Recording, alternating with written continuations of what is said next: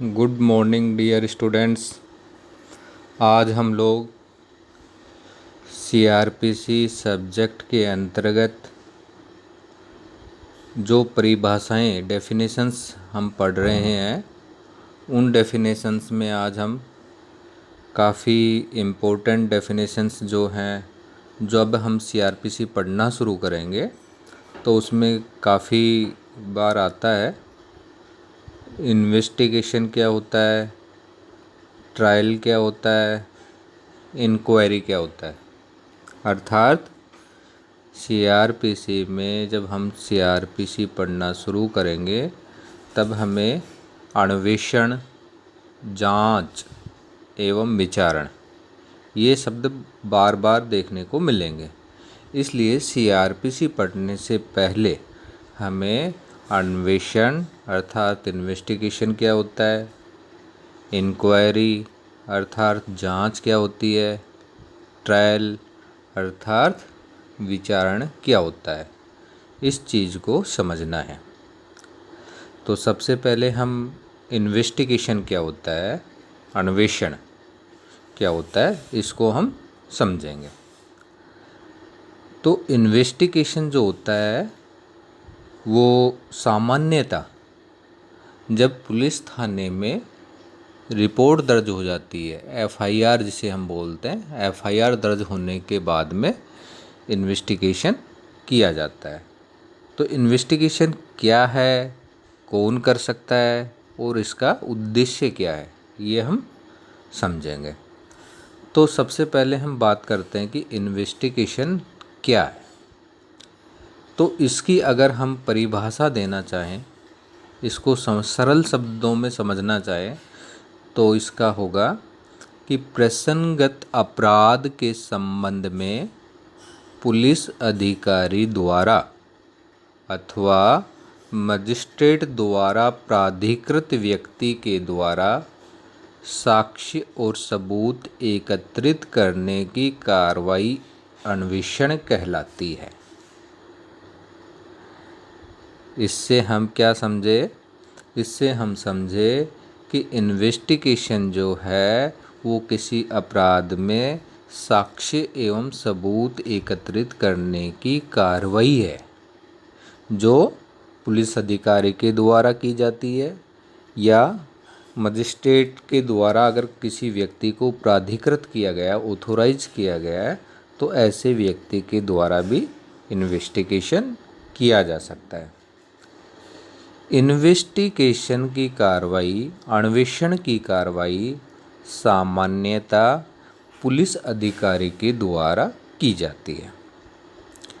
ऐसा पुलिस अधिकारी सामान्यतः उप निरीक्षक से नीचे के पद का नहीं होता है।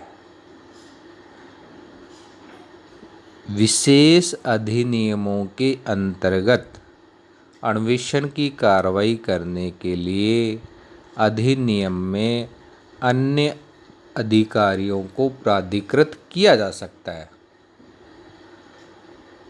अर्थात अगर कोई विशेष अधिनियम है, उस विशेष अधिनियम में पुलिस अधिकारी के द्वारा किसी पुलिस अधिकारी के अतिरिक्त किसी अन्य प्राधिकारी को इन्वेस्टिगेशन की पावर दे रखी है कि वो इन्वेस्टिगेशन कर सकता है, तो ऐसा किया जा सकता है।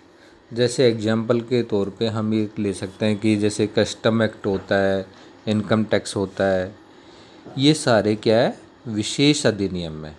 इन विशेष अधिनियमों में इन अधिकारियों को अन्वेषण करने की, इन्वेस्टिगेशन की शक्तियाँ प्रदत्त की गई हैं जो सीआरपीसी में पुलिस अधिकारियों को उपलब्ध करवाई गई है।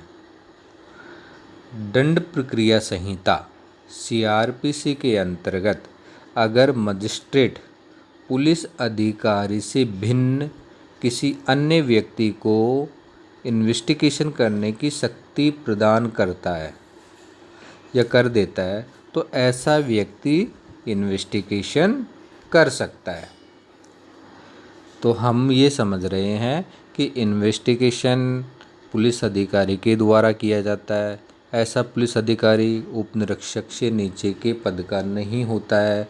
अगर कोई विशेष अधिनियम है और उस विशेष अधिनियम में किसी अन्य अधिकारी को प्राधिकृत किया जा सकता है तो ऐसा व्यक्ति भी इन्वेस्टिगेशन कर सकता है। या ऐसा भी हो सकता है कि मजिस्ट्रेट के द्वारा किसी अन्य व्यक्ति को प्राधिकृत किया जा सकता है कि वह व्यक्ति इन्वेस्टिगेशन करेगा, तो ऐसा व्यक्ति भी इन्वेस्टिगेशन की कार्रवाई कर सकता है। तो इन्वेस्टिगेशन करने का जो मेन पर्पज है, मेन उद्देश्य है, वो क्या है?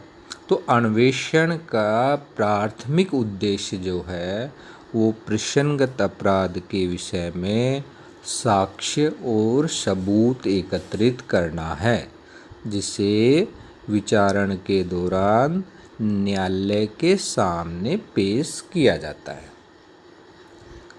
एफआईआर के मामलों में इन्वेस्टिगेशन जो होता है वो हमेशा फर्स्ट स्टेप होता है, पहला कदम होता है। अर्थात जब भी कभी एफआईआर लॉज होती है पुलिस स्टेशन में तो पुलिस अधिकारी के द्वारा उस मामले में इन्वेस्टिगेशन किया जाता है, अन्वेषण किया जाता है। और अन्वेषण करने का पर्पज़ क्या होता है? साक्ष्य एवं सबूत कलेक्ट करना, एकत्रित करना। सामान्यतः न्यायालय में चालान पेश किए जाने से पहले इन्वेस्टिगेशन पूरा हो जाता है, या हम ये कहें कि पुलिस अधिकारी के द्वारा इन्वेस्टिगेशन की कार्रवाई कंप्लीट कर ली जाती है। इससे हम ये समझेंगे कि एफआईआर दर्ज हुई, एफआईआर दर्ज होने के बाद में पुलिस अधिकारी के द्वारा उस मामले में इन्वेस्टिगेशन किया जाता है, अन्वेषण किया जाता है।